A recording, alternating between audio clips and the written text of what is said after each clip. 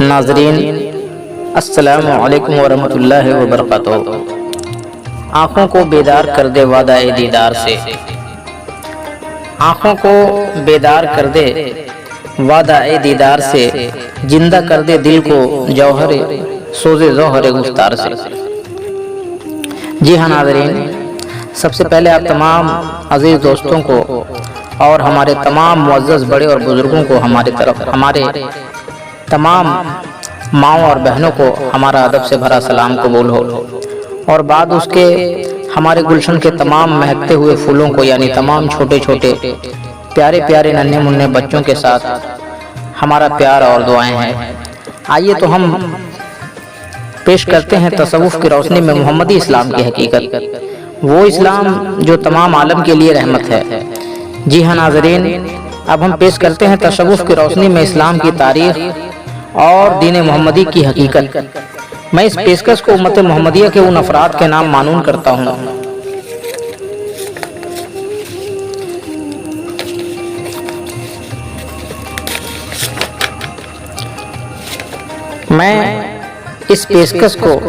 उम्मत मोहम्मदिया के उन अफराद के नाम मानून करता हूँ जो सही रहनुमाई और क़यादत से महरूम हैं और नामो निहाद उलमा के दामो तरोज़ में गिरफ्तार हैं।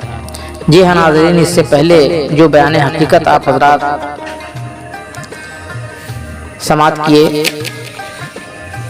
जी हाँ नाज़रीन, आज हम जिस मौजू को आपके सामने पेश करेंगे, जिस मौजू पर आपसे गुफ्तगू करेंगे, वो तौहीन रसालत माब सल्लल्लाहु अलैहि वसल्लम है, जिसको आम जुबान में गुस्ताखे रसूल भी कहा जाता है। एक बात तो हम अच्छी तरह जानते हैं कि जो भी हमारे भाई या बहन किसी भी मजहब पर या उस मजहब के रहनुमा के शान में गुस्ताखी या बेअदबी करते हैं, ये उनकी नासमझी और नादानी है। क्योंकि दुनिया की तमाम मजहब अच्छे हैं और दुनिया के तमाम रहनुमा भी अच्छे हैं, बस हम इंसानों का देखने का और समझने का नज़रिया अलग अलग है। जो जिस निगाह से देखता है उसको वो मजहब और उसके रहनुमा उसी तरह दिखाई पड़ते हैं। और एक ख़ास बात ये भी है कि हर मजहब में कुछ ऐसे भी हमारे भाई पढ़े लिखे मौलवी और पंडित हैं जो मजहब के नाम पर नफरत फैलाते हैं, इंसानियत को बांटते हैं, मजहब को अपना बाप का जागीर समझते हैं और मजहब के नाम पर तअस्सुब की चश्मे की दुकान खोल कर बैठे हैं। उनका काम सिर्फ इतना है कि ज्यादा से ज्यादा लोगों को तअस्सुब का चश्मा पहनाया जाए और हमारे और आपके जैसे मासूम इंसान, चाहे वो हिंदू भाई हो या भाई मुसलमान, जब एक बार उनके फरेब में पड़कर आंखों पर तअस्सुबी चश्मा लगा लेते हैं तो फिर उसे अपने मजहब के सिवा हर एक मजहब में बुराइयां नजर आने लगती है और हर एक रहनुमा उस तअस्सुबी चश्मे से गलत दिखाई देने लगते हैं। तो आइए हम आज तसव्वुफ़ की रोशनी में तअस्सुब की दुकान का और उस मजहबी दुकानदार का एक अक्स खींचते हैं, एक तस्वीर, एक फोटो खींचकर आप तमाम नाज़रीन और तमाम इंसानियत को दिखाते हैं। उससे पहले हम आइए आप तमाम नाज़रीन को, आप तमाम इंसानियत के सामने पूरी इंसानियत के रहनुमा हज़रत मोहम्मद सल्लल्लाहु अलैहि वसल्लम का फरमान और सबक पेश करते हैं। समात फरमाएं। फरमाने रसूल पाक है, जिसे मुसलमान भाई हदीस पाक कहते हैं। उसूल मोहम्मदी पर एक नज़र। पैगंबर इस्लाम हज़रत मोहम्मद सल्लल्लाहु अलैहि वसल्लम ने फरमाया है, किसी इंसान को काफिर व मुशरिक नहीं कहना चाहिए और न किसी इंसान को हकीर समझना चाहिए, क्योंकि जिसको तुम छोटे से छोटा समझते हो वो भी खुदा की नजरों में बहुत बड़ा है। नंबर 2, हत्तिल मक़दूर, हर मजलूम की मदद करो, चाहे वो मुस्लिम हो या गैर मुस्लिम। नंबर 3, अगर तुम खालिक से मोहब्बत करना चाहते हो तो अपने पड़ोसियों से मोहब्बत करो। नंबर 4, खुदा की मखलूक ही कुंबे खुदा है, خدا اس کو محبوب سمجھتا ہے جو مخلوق سے محبت کرے۔ نمبر 5، اپنے وطن سے محبت رکھنا ایمان کی شرط ہے۔ اس کا ایمان کامل ہے جو قوم وطن سے محبت رکھتا ہے۔ نمبر 6، نہ تو غیر مسلم کی عبادتوں کو برا کہو اور نہ ان کی عبادت گاہوں کو بری نظر سے دیکھو۔ یہ سب فرمانے رسول ہے، حدیث پاک ہے۔ اب ایک اہم سوال پیدا ہوتا ہے، جبکہ قوم مسلمان جملہ صفتوں سے بھرا پورا اور ان کا مذہب نور سے معمور ہے، اور پیغمبر اسلام حضرت محمد صلی اللہ علیہ وسلم سارے عالم کے لیے رحمت ہیں، پھر آج کل اسی مسلمان ان کے منور مذہب اور رحمت عالم پیغمبر اسلام پر کیوں غیر قومیں انگشت نمائی کرتی ہے؟ جیسے ابھی امریکہ سے ایک کتاب ریلیجیس لیڈر نامی نکلی، اس میں لکھا گیا ہے کہ حضرت محمد صلی اللہ علیہ وسلم ایک لڑاکو لیڈر تھے۔ نمبر 2، انگلینڈ سے ایک مورخ ٹوائن بی نے لکھا ہے کہ حضرت محمد غریب اور ان پڑھ تھے، بزور طاقت اپنی پیغمبری منوا لی۔ نمبر 3، یروشلم سے ایک کتاب یروٹیکا نامی نکلی، جس میں لکھا گیا ہے کہ اسلام اور قرآن میں زیادہ تر عیاشی اور لڑائی جھگڑے کی باتیں بھری ہے۔ نمبر 4، غیر ممالک سے ایک کتاب میں یہ لکھا گیا کہ مسلمانوں کو وشواس ہے کہ مرنے کے بعد جنت ملتی ہے، جہاں خوبصورت کنواری لڑکیاں اور حسین لونڈے ملتے ہیں۔ اس جنت کو حاصل کرنے کے لیے اتنا کافی ہے کہ بس مسلمان 5 وقتہ نماز پڑھے اور تلوار لے کر میدان جنگ میں کٹ مرے۔ غیر قوموں کی اس انگشت نمائی پر علماء دین جاہل مسلمانوں کو ساتھ لے کر احتجاجی مطالبہ کرتے ہیں کہ اس فلاں کتاب کو بند کیا جائے، اس سے توہین اسلام ہو رہی ہے۔ اس سوال کو نہایت سنجیدگی سے سوچنے کی ضرورت ہے کہ آخر کیا بات ہے کہ ابھی کل تک دنیا والے اسلام اور حضرت محمد صلی اللہ علیہ وسلم کو رحمت کہتے رہے، اور آج یہ سب ایسا کہہ رہے ہیں جیسے مسلمان کبھی ہر دل عزیز تھا، اور آج مسلمانوں کو حقارت و نفرت کی نظروں سے دیکھا جاتا ہے۔ مسلمان کبھی قول کا سچا، وعدہ کا پکا تھا، مگر آج مسلمانوں کو زمانہ کا جھوٹا اور ڈھلمل یقین سمجھا جاتا ہے۔ مسلمان کبھی عادل اور منصف تھا، مگر آج مسلمان خائن اور غبن میں ملوث پایا جاتا ہے۔ مسلمان کسی کی عزت و آبرو کا نگہبان ہوتا تھا، مگر آج مسلمان عصمت فروشی میں ملتا ہے۔ اسی طرح برعکس مسلمانوں کا مذہب بھی ہے کہ وہ اسلام جس سے زمانہ روشن ہوا، مگر آج اسلام خود مسلمانوں کو بھی روشن نہیں کر سکتا ہے۔ وہ اسلام جس نے اقوام عالم کے فرقہ و فتنہ کو ختم کیا، مگر آج خود اسلام ماننے والوں میں فرقہ بندیاں ہو رہی ہے۔ وہ اسلام جس نے انسانی جنگ و جدل کو ختم کیا، مگر آج خود مسلمان ایک دوسرے سے جنگ آزما ہیں۔ وہ اسلام جس نے کفار و مشرکین کو صاف طینت بنایا، مگر آج خود مسلمان گندہ ذہنی میں غرق ہے۔ وہ اسلام جس نے عدل و انصاف سے زمانہ بھر دیا، مگر آج مسلمان بے ایمانی شیطانی کو انصاف سمجھتا ہے۔ اس سے ثابت ہوتا ہے کہ یہ مسلمان اور اس کا اسلام صرف نام کا ہے، کام کا نہیں رہ گیا ہے۔ اور علماء دین بھی اپنی تقریروں میں اس کی تصدیق کرتے ہیں، جیسے کہتے ہیں کہ دیکھو بھائیو، عزیزو، دوستو، ہم لوگوں کا ایمان کمزور ہو گیا ہے، چوری اور بےایمانی کرتے ہیں، شراب پیتے اور بیچتے ہیں، جوا کھیلتے اور کھلاتے ہیں، سنیما دیکھتے اور سنیما کا ٹکٹ بیچتے ہیں، تمام برائیوں میں پڑے ہیں، خدا اور رسول کا حکم نہیں مانتے ہیں، اس لیے پستی، زبوحالی، بدنامی اور رسوائی کا سبب بنا ہوا ہے۔ ڈاکٹر اقبال رحمۃ اللہ علیہ نے بھی اسی طرح فرمایا ہے کہ نہ سمجھو گے تو مٹ جاؤ گے اے ہندی مسلمانوں، تمہاری داستان تک بھی نہ ہوگی داستانوں میں۔ اس سے یہ بات بخوبی ثابت ہو جاتی ہے کہ کچھ بات تو ضرور ہے جس سے ایسی حالت ہوئی، بس ہمارے تحقیق و تجربے سے تو یہ پتہ چل رہا ہے۔ اس پر ناظرین کرام بھی غور فرمائیں کہ جس کتب نما پر اسلام کی بنیاد رکھی گئی تھی، شاید وہ کتب نما مہور سے ہٹ گیا، یا اسلامی کتب نما سے مسلمان ہی ہٹ گئے۔ بس ان دونوں باتوں میں کوئی ایک بات ضرور ہے جس کی وجہ سے نظام اسلام الٹ گیا۔ جیسے مثل مشہور ہے کہ اگلے ہر نبیوں کی امتیں ان نبیوں کے بعد گمراہ ہو گئی، وہی مثل اس امت پر بھی صادق آتی ہے۔ اب ناظرین کرام بھی معائنہ کریں، کیا وہی بات اس امت پر بھی عائد ہو سکتی ہے یا نہیں؟ یعنی مسلمانوں کے دونوں پہلو پیش نظر ہے۔ پہلی پوزیشن یعنی امت محمدیہ کا روشن پہلو پیش لفظ میں نمایاں ہے، جس سے میں بہت خوش ہوں کہ کہ واقعی دنیا میں مسلمان ہی ایک ایسی قوم ہے جس نے سارے عالم کے چراغوں کو روشن کیا اور اسلامی اصول سے ہی دنیا والوں کو امن و شانتی مل سکتی ہے، دوسری کوئی صورت نہیں۔ اور دوسرا پہلو بھی میرے نظروں کے سامنے ہے کہ اسلامی قطب نما سے مسلمان ہٹ گئے ہیں، اس لیے وہ پھر ظاہر ویسی بدخصلت اختیار کیے ہوئے ہیں اور محض زبانی اسلام اور مسلمان ہونے کا دم بھر رہے ہیں۔ ہاں، اب اس بات کی وضاحت ضروری ہے کہ مسلمان کب اور کیسے اسلامی قطب نما سے ہٹ گئے یا ہٹائے گئے، ثابت کیا جاوے تاکہ قوم کو بھی یقین ہو جائے کہ واقعی ہٹ گئے یا ہٹائے گئے۔ چونکہ یہ خاصا ہے کہ پہلے یقین ہو جائے کہ میرے کوئی چیز کھو گئی ہے، تب اس کی تلاش کی ضرورت ہوتی ہے۔ اگر کھو جانے کا یقین نہ ہو تو تلاش کی ضرورت نہیں۔ یا یہ یقین ہو جائے کہ میرے کپڑے گندے ہو گئے ہیں، تب اس کی صفائی کی ضرورت پڑتی ہے۔ کاش گندگی کا یقین نہ ہو تو صفائی کی ضرورت نہیں۔ یا پہلے یہ یقین ہو جائے کہ بارش ہو رہی ہے، تب باہر نکلنے اور بارش سے بچنے کے لیے چھاتا اور برساتی کی ضرورت ہے۔ کاش بارش کا یقین نہ ہو تو چھاتا اور برساتی کی ضرورت نہیں۔ یا پہلے یہ یقین ہو جائے کہ ہم اندھیرے میں ہیں، تب روشنی کی ضرورت پڑتی ہے۔ کاش اندھیرے کا یقین نہ ہو، اندھیرے کو روشنی سمجھتا ہو تو روشنی کی ضرورت نہیں۔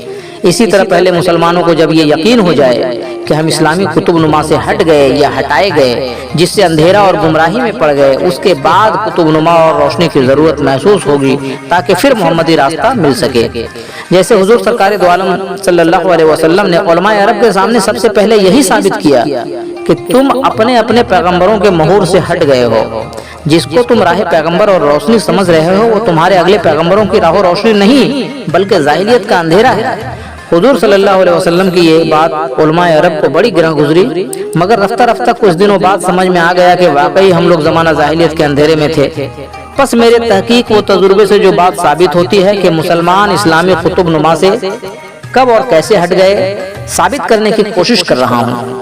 چونکہ بحیثیت مصنف نہ میں خصامت طلب ہوں اور نہ خصامت پسند ہوں، اس لیے بے خوف و لالچ ہو کر اپنا تجربہ قوم کے سامنے پیش کر رہا ہوں۔ خصامت کا مطلب یہ ہے کہ مسلمان میں اگر کوئی خوبی نہ ہو، محض اسے خوش کرنے کے لیے جھوٹ موٹ تعریف کا پل باندھ دیا جائے، وہ پل نہیں اس مسلمان کو غرق کرنے کا سامان ہے۔ البتہ مسلمان پر یہ احسان ہوگا کہ اس کے خامیاں اس کے سامنے ظاہر کر دی جاوے اور اس کی خوبیاں اس کی پیٹھ پیچھے بیان کی جاوے۔ اس لیے پیسے لفظ میں مسلمانوں کی خوبیاں ظاہر کر دی گئی۔ اب اگلے صفوں میں مسلمانوں کی خامیاں پیش کرنا مقصد ہے تاکہ غافل مسلمان اپنی غفلت کو، زخمی مسلمان چبھے ہوئے کانٹوں کو، بیمار مسلمان اپنی بیماری کو، اہل ظلمت اپنے اندھیرے کو، فریب زدہ اپنی فریب زدگی کو، لوٹے ہوئے مسلمان اپنے نقصان کو محسوس کریں۔ میں کسی کی شخصیت پر حملہ آور نہیں ہوں، جبکہ انسانیت سے ہی پیار و محبت ہے، پھر مسلمانوں کو کیسے برا بھلا کہہ سکتا ہوں۔ اب ناظرین کرام کو چاہیے کہ نہایت سنجیدگی سے مصنف کا اصل مقصد کو سمجھنے کی کوشش کریں۔ لفظی پیچوں اور مضمون کی لہروں سے گھبرانے کی ضرورت نہیں۔ جیسے کوئی غوطہ مار اگر سمندری جھاڑوں پہاڑ گھونگی شیوار میں الجھ جائے، وہ موتی نہیں برآمد کر سکتا ہے، یا کوئی ملاح بحری لہروں اور تلاطم کی موجوں کو دیکھ کر ڈر جائے، وہ کشتی نہیں پار کر سکتا ہے۔ البتہ سنجیدگی اور مستقل مزاجی سے کام لیا جائے تو بیڑا پار ہے۔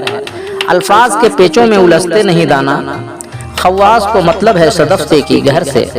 حاصل کلام یہ کہ پیغمبر اسلام حضرت محمد صلی اللہ علیہ وسلم کے بعد کچھ مذہبی علماء اور رہنماؤں نے ہی اپنے خود غرضیوں کو مذہبی رنگ میں ڈھال کر مسلمانوں کو فریب دیا کہ یہی مذہب اسلام ہے، گو کہ وہ ان کی خود غرضیاں تھی، نہ وہ مذہب تھا نہ وہ اسلام تھا، جس کی پوری تفصیل اگلے صفوں میں ملاحظہ فرماویں کہ خود غرض مذہبی رہنماؤں نے مسلمانوں کو فریب دیا، جس کے وجہ سے مسلمان اسلامی مہور سے ہٹ گئے اور اندھیرے کو روشنی سمجھ بیٹھے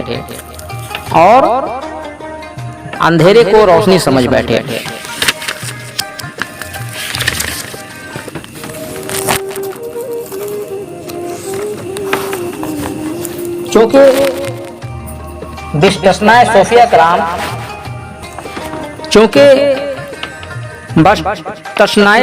کرام کم مسلمان ایسے ہیں جو حضور سرکار دو عالم کو اچھی طرح جانتے ہوں اور یہ جانتے ہیں کہ آل رسول کی کیا فضیلت ہے، اس لیے حضور سرکار دو عالم کے دوست اور دشمن کو بھی نہیں پہچانتے ہیں۔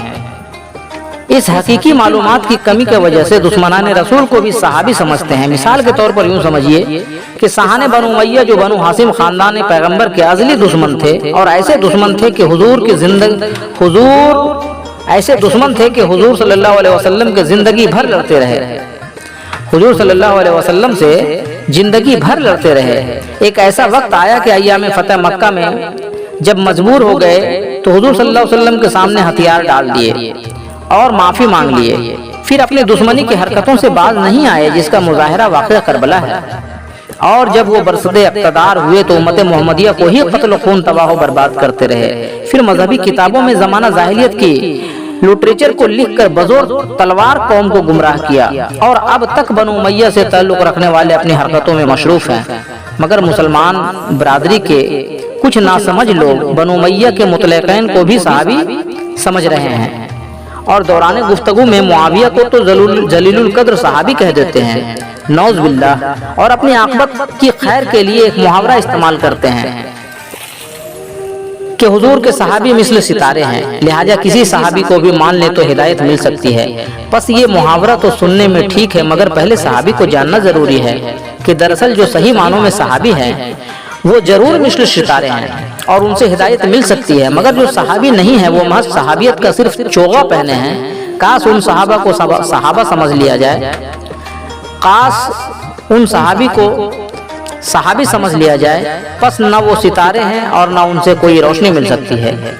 مثلاً صحابہ بنو امیہ اور ان کے متعلقین جو ایام فتح مکہ میں معافی مانگ لیے تھے یا بالفرض مسلمان ہو گئے تھے، جبکہ زمانہ جاہلیت کی کل باتیں قتل و خون، زنا، غلام، دھوکہ فریب ان میں پائی جاتی تھی، جیسے ابو سفیان، معاویہ، وحشی، ہندہ، خالد، اکرمہ، مروان، عمر بن عاص، زیاد بن شمیہ وغیرہ، اور ان سے متعلقین یزید، عبد الملک، حجاز بن یوسف وغیرہ نے بھی اسی طرز سے حرکتیں کیے، کیونکہ صحابی ہونے کی نشاندہی قرآن پاک سے صاف صاف ظاہر ہے۔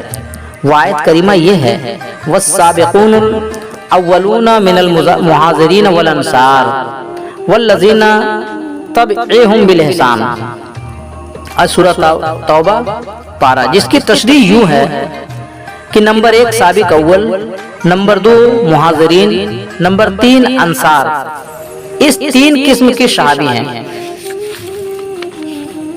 نمبر 1 سابق اول وہ لوگ ہیں جو قبل نبوت حضور کو پہچان گئے تھے، لہٰذا خدمت اور مدد میں ساتھ ساتھ رہے، جیسے حضرت خدیجہ الکبریٰ اور حضرت علی کرم اللہ وجہہ۔ نمبر 2 مہاجرین وہ لوگ ہیں جو حضور کے ساتھ ہجرت کر کے مکہ سے مدینہ شریف پہنچے، جیسے حضرت ابو بکر اور حضرت عمر وغیرہ۔ نمبر 3 اور انصار وہ لوگ ہیں جو مدینہ کے باشی تھے، جو ہمیشہ حضور کی مدد اور خدمت گزاری میں شامل رہے، جیسے حضرت ابو ایوب انصاری اور حضرت سعد بن عبادہ وغیرہ۔ حاصل کلام یہ کہ مندرجہ ذیل صحابیت کی کسوٹی پر دیکھیں، صحابی ناپنے کا پیمانہ، صحابی ناپنے کا قرآنی پیمانہ، جنہوں نے مکہ سے ہجرت کی ان میں سابق اول بھی تھے، وہ سب صحابی ہیں۔ نمبر 2 جنہوں نے مدینہ میں پناہ دی اور خدمت کی، وہ سب لوگ صحابی ہیں۔ نمبر 3 جنہوں نے جنگ بدر میں شرکت کی، وہ صحابی ہیں۔ نمبر 4 جنہوں نے فتح مکہ میں نصرت کی، وہ صحابی ہیں۔ گویا صحابی ہونے کی یہی 4 دلیلیں ہیں: مکہ سے ہجرت، مدینہ میں خدمت، جنگ بدر میں شرکت، فتح مکہ میں نصرت۔ علاوہ ان 4 مرحلوں سے گزرنے پر بھی 5واں امتحان یہ ہوگا کہ داخل اسلام ہونے کے بعد حضور صلی اللہ علیہ وسلم کا حیات مقدسہ یا بعد وصال طیبہ حضور کی شان اقدس میں کوئی بے ادبی گستاخی نہ سرزد ہوئی ہو، گویا اس پیمانہ کے ناپ اور امتحان میں پورا اترتا ہو، تب وہ صحابی کہلانے کا مستحق ہے۔ پس اس قرآنی پیمانہ میں باریک چھلنی سے اگر چھلا جائے تو صحابہ کرام کے جھرمٹ میں تمام خارج صحابیت کنگر پتھر بھی نکلیں گے جو برادہ میں ملے ہوئے ہیں۔ پھر بتائیے بھلا شاہان بنو امیہ کیسے صحابی ٹھہر سکتے ہیں جبکہ پیمانہ کے ناپ میں قطعی نہیں چڑھتے ہیں؟ نہ وہ مہاجر ہیں، نہ وہ انصار ہیں، نہ وہ بدر میں ساتھ تھے اور نہ فتح مکہ میں ساتھ تھے، اور نہ انہوں نے کبھی وفاداری کی اور نہ ان کے دلوں میں شفائی تھی، بلکہ حضور کے زندگی بھر جنگ آزما رہے اور بعد وصال آل رسول پر مظالم کے پہاڑ ڈھائے۔ پس بروئے قرآن بنو امیہ کے افراد صحابی نہیں، جو انہیں صحابی کہے وہ گویا شریحاً قرآن کی نافرمانی کر رہا ہے اور اپنے عاقبت کی بربادی اور قوم کو گمراہ کر رہا ہے۔ لقیر کی فقیری صریحاً توہین رسول ہے۔ جیسے دنیا کی غیر قومیں اپنے پیغمبروں کی برسی اور سالگرہ مناتی ہیں اور انہیں زندہ ثابت کر رہی ہے، یعنی تقریباً 2000 سال حضرت عیسیٰ کو ہو گئے، قوم عیسائی انہیں روح القدس اور چوتھے آسمان پر زندہ ثابت کر رہے ہیں۔ تقریباً 2500 سال مہاتما بدھ کو ہو گئے۔ قوم بدھسٹ مہاتما گوتم بدھ کو خدا کا مرکہ اور زندہ کہہ رہے ہیں۔ تقریباً 5000 سال حضرت موسیٰ کو ہو گئے۔ قوم کلیمی انہیں نزیب کلیم اور چھٹے آسمان پر زندہ ثابت کر رہے ہیں۔ اور تقریباً 6000 سال سری کرشن کو اور لاکھوں سال سری رام کو ہو گئے۔ بھارتی قوم انہیں امر اور انترجامی کہتے ہیں۔ مگر لکیر کے فقیر علماء کا صرف 1400 سال میں یہ حال ہو گیا کہ آنکھوں اور کانوں میں لوہے کی سلائی چلی گئی کہ بیچارے نہ دیکھ پاتے ہیں، نہ سن پاتے ہیں اور نہ کچھ سمجھ پاتے ہیں۔ بیچارے دل کھول کر اپنے پیغمبر کی توہین کر رہے ہیں اور اپنے پیغمبر کو ایک گھٹیا انسان ثابت کر رہے ہیں۔ جیسے کہتے ہیں کہ ہمارے پیغمبر پیدا ہوئے اور وہ مر چکے، وہ نرے امی تھے، وہ تو خدا کی مہربانی تھی کہ اپنے فرشتے کے ذریعے خبر دے دیتا تھا تو نبی صاحب بول دیا کرتے تھے۔ اب حضرت محمد صلی اللہ علیہ وسلم کا خیال بھی نہ آنا چاہیے، ان کے خیال سے نماز فاسد ہو جاتی ہے۔ حج اسماعیل دہلوی۔ نمبر 2، میلاد، مجلس اور سالگرہ وغیرہ نہ منانا چاہیے، یہ سب منانا بدعت ہے۔ از عبداللہ بن باز سعودی حکومت۔ نمبر 3، ان کا قبر اور گنبد خضرا مشمار منظم کر کے زمین برابر کر دینا چاہیے۔ از شہید الحرمین سعودی حکومت۔ نمبر 4، اور وہ قبر اور گنبد خضرا ایک بڑا بت ہے جس سے مسلمان گمراہ ہو رہے ہیں۔ از ابن عبد الوہاب نزدی۔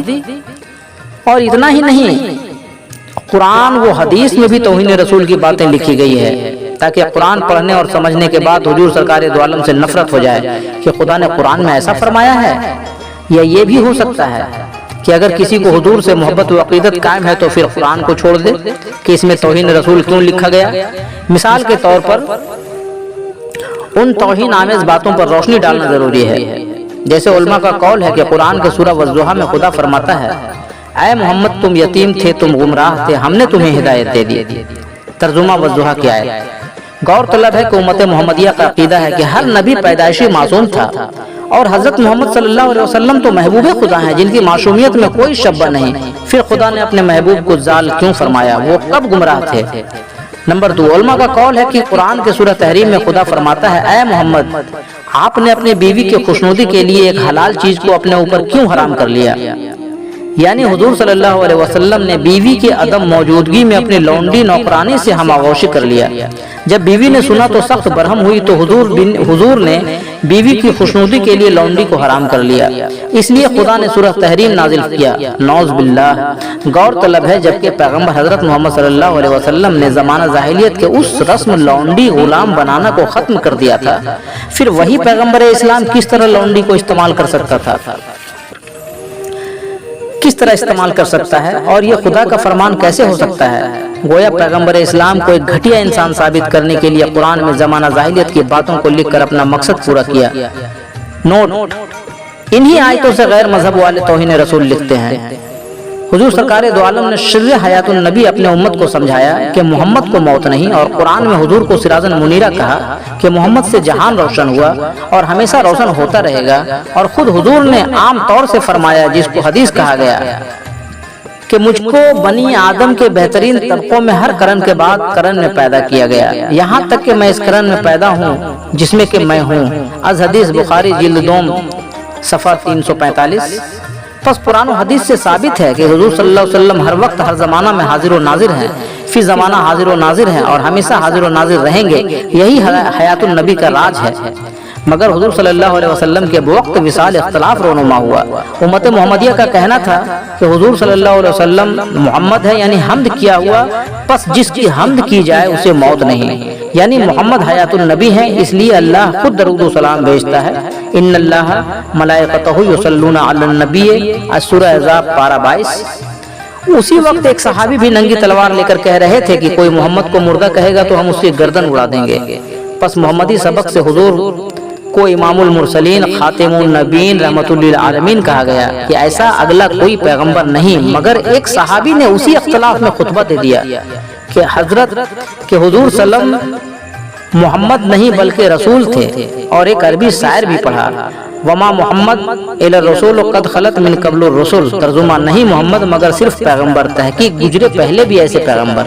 گویا صحابی کے اس خطبہ سے شرع حیات النبی، سراج المنیرہ، خاتم النبیین رحمت للعالمین وغیرہ حضور کی پوری فضیلت رد کر دی گئی، اور وما محمد الا رسول کو قرآن میں بھی لکھ دیا گیا کہ یہ خدا کا فرمان ہے۔ دیکھیے سورہ آل عمران پارہ 4 نوٹ، اسی خطبہ کے اثر سے فی زمانہ پیغمبری کے دعوے ہو رہے ہیں، اسی خطبہ کے اثر سے فی زمانہ پیغمبری کے دعوے کیے گئے اور کیے جا رہے ہیں۔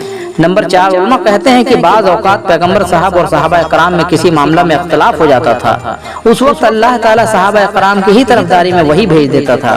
جیسے ابی ابن قعب کے نماز جنازہ کے وقت ایک صحابی نے کہا کہ یہ شخص منافق تھا، اس کی نماز جنازہ مت پڑھائیے۔ حضور نے فرمایا میں تو رحمت للعالمین ہوں، ضرور پڑھاؤں گا، اور نماز جنازہ پڑھا دیا۔ تو خدا نے صحابی کی طرفداری میں فوراً وہی بھیجا۔ ترجمہ ہے کہ صحابی کا کہنا ٹھیک تھا، اب کبھی نہ پڑھانا، سورہ توبہ پارہ 10۔ نمبر 5، علماء کہتے ہیں کہ ایک مرتبہ پھر تکرار ہوئی جبکہ حضور زمانہ جاہلیت کے تعمیر کعبہ کی درستی کرنے جا رہے تھے، تو ایک صحابی الجھ گئے کہ ہم مقام ابراہیم کو جائے نماز سمجھتے ہیں، لہٰذا مقام ابراہیم کو نہ ہٹائیے۔ اسی وقت خدا نے صحابی کی طرفداری میں وہی بھیج دیا کہ صحابی کا کہنا ٹھیک ہے، مقام ابراہیم نہ ہٹائیے، سورہ بقر پارہ 1۔ اب غور طلب ہے جبکہ سعودی حکومت نے اس مقام ابراہیم اور باب بن شیبہ کو محمد ابراہیم آل الشیخ کی صدارت میں 14 اکتوبر 1967 کو ہٹا دیا اور اعلان کیا کہ ان تعمیرات کا تعین تاریخ لحاظ سے ثابت نہیں ہے کہ حضرت ابراہیم نے بنایا تھا یا بعد میں زمانہ جاہلیت میں بنائی گئی ہے۔ آج اخبار افسار کلکتہ 27 اکتوبر 1967۔ اس سے ثابت ہوتا ہے کہ سعودی حکومت بھی سمجھ رہے ہیں کہ قرآن میں سب وحیاں خالص نہیں ہیں، اس لیے نہ تو نزول وحی کا ادب کیا اور نہ صحابی کے منشا کا احترام کیا، مقام ابراہیم کو کھود کر پھینک دیا، اور نہ دنیا اسلام کے کسی شخص نے آواز بلند کی کہ مقام ابراہیم کے لیے صحابی کے منشا کے مطابق وحی نازل ہوئی تھی۔ کم از کم احتجاج کرنا چاہیے کہ خدا وحی اور صحابی کا وقار قائم رہتا، چونکہ قرآن ایک بے نظیر پاکیزہ شریفہ اور سارے عالم کے لیے رحمت بن کر نازل ہوا، جس سے لوگ زمانہ جاہلیت کے اندھیروں سے نکل کر روشنی میں پہنچتے رہے، اور خدا اور رسول نے فرمایا ہے کہ انسانیت کو اندھیروں سے نکال کر روشنی میں لے جاوے۔ آج سورہ ابراہیم پارہ 13۔ مگر اس پاکیزہ صحیفہ میں توہین رسول کے علاوہ توہین انسانیت بھی لکھ دی گئی ہے۔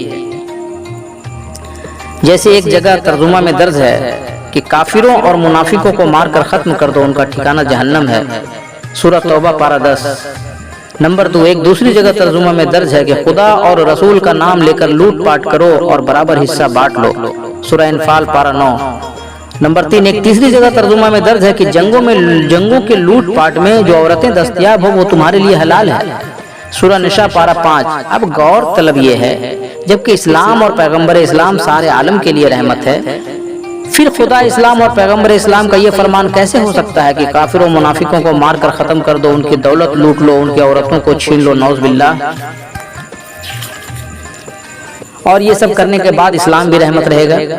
البتہ ایسا خطبہ جنرل خالد نے اپنی فوج کو سنایا تھا جبکہ یمن کے راجہ مالک بن نویرہ رحمۃ اللہ علیہ پر حملہ کیا تھا کہ مالک بن نویرہ کافر و منافق ہے، مار کر ختم کرو، اس کا شہر لوٹ لو اور عورتوں سے زنا کرو اور برابر بانٹ لو۔ فوج نے خطبہ سن کر خوشی میں جنرل خالد کا کل فرمان پورا کیا۔ اس وقت حضرت عثمان نے قرآن نہیں لکھا تھا، اس کے 20 سال بعد قرآن لکھا گیا، پس جنرل خالد کے فرمان کو فرمان خدا کہہ کر قرآن میں لکھ دیا گیا تاکہ جنرل خالد کی آیت پر پردہ پڑے اور قوم یہ سمجھے کہ یہ خدا کا فرمان ہے، اس لیے جنرل خالد نے ایسا کیا، اور قرآن میں لکھا رہنے کی وجہ سے بعد والوں نے اس کو حکم خدا سمجھ کر جواز بنایا اور اس میں ملوث رہے۔ امت محمدیہ کو چاہیے کہ خدا نے آنکھ، کان، ناک، منہ اور دل و دماغ بخشا ہے اور حواس خمسہ کو کنٹرولر بنا دیا، جیسے ہر کھانے کی چیزوں کو آنکھ سے دیکھ لیں، ہاتھ سے چھو لیں، ناک سے سونگھ لیں، زبان سے ذائقہ لیں، اس کے بعد حلق سے نیچے اتاریں۔ ایسا نہ ہو کہ کھانے کے بہانے مجر، شہد، کنکر پتھر اور زہر وغیرہ کھا جاویں۔ ویسے قرآن شریف امن و رحمت ہے، لہٰذا امن و رحمت کی باتوں کو ہمیشہ تسلیم کرنا چاہیے، خواہ وہ تفسیر یا ترجمہ میں لکھا ہو یا دنیا کے کسی کتاب میں لکھا ہو، مگر توہین رسول یا توہین انسانیت ہرگز نہیں تسلیم کرنا چاہیے، چاہے وہ قرآن میں لکھا ہو یا خدا کے عرش ہی پر کیوں نہ لکھا ہو۔ کہ توہین و تعدی قلم زبردستی خدا کا فرمان نہیں ہو سکتا ہے۔ پس لقیر کے فقیر علماء ابھی تک نہیں سمجھ سکے کہ شاہان بنو امیہ نے قرآن و حدیث میں بھی اچھی اچھی باتوں کے بیچ میں اور بھی خود غرضی کی باتوں کو لکھ دیا ہے، اور بیچارے مسلمان اسی پر لقیر کے فقیر بنے ہوئے ہیں۔ حالانکہ حقیقت یہ ہے جیسا کہ شہرت یافتہ قول ہے کہ دنیا بنانے سے قبل ہی اللہ تعالیٰ نے قرآن کو لوح میں محفوظ کر دیا تھا۔ ناظرین کرام بخوبی جانتے ہیں کہ وہ کون سا قرآن ہے جس کو خدا نے لوح میں محفوظ کر رکھا تھا اور اس کا نام ام الکتاب فرمایا ہے، جیسے قرآن میں ہے وشیبۃ عندہ ام الکتاب، سورہ رعد پارہ 13۔ ترجمہ اور ثابت کرتا ہے کیونکہ اللہ کے نزدیک ام الکتاب یعنی اصل قرآن ہے۔ حاصل مقصد یہ کہ کاغذی قرآن تو بندوں کے نزدیک ہے اور ام الکتاب خدا کے نزدیک ہے۔ خلاصہ یہ کہ ام الکتاب خود حضور حضرت محمد صلی اللہ علیہ وسلم ہے، جن کو قرآن ناطق کہا گیا یعنی بولتا قرآن، اور کاغذی قرآن شاکت کہا گیا یعنی خاموش قرآن۔ پس قرآن ناطق کا ترجمہ قرآن شاکت ہے، یعنی حضرت محمد کا عکس کاغذی قرآن ہے۔ یادداشت: چونکہ خدا قرآن ناطق پر شائدہ ہے، فریفتہ ہے، اس لیے اپنے جمال کا نام عرش پر لکھا یعنی لوح میں محفوظ کیا، اور خود عاشق بن کر اپنے معصوم محمد صلی اللہ علیہ وسلم پر درود شریف پڑھتا رہتا ہے، جیسے قرآن صامت میں ہے کہ ان اللہ ملائکتہ یصلون علی النبی، سورہ احزاب پارہ 22۔ خاصہ ہے کہ عاشق کبھی بھی اپنے معشوق کی توہین پسند نہیں کر سکتا ہے۔ پس اس کاغذی قرآن میں جن آیتوں سے خدا کے معصوم محمد صلی اللہ علیہ وسلم کی حمد و ثنا اور توقیر ظاہر ہو، وہ آیتیں بلا شبہ خدا کا فرمان ہے، اور جن آیتوں سے توہین رسول ظاہر ہو وہ خدا کا کلام نہیں۔ قرآن شاکت میں اصل اور نقل کی یہی شناخت ہے، خواہ حضرت عثمان نے مرتب کیا ہو یا حجاز بن یوسف نے اعراب کیا ہو، یا کوئی قادیانی بہائی یا کوئی علماء ترجمہ تفسیر لکھا ہو، یا کوئی عالم اب لکھنا چاہے۔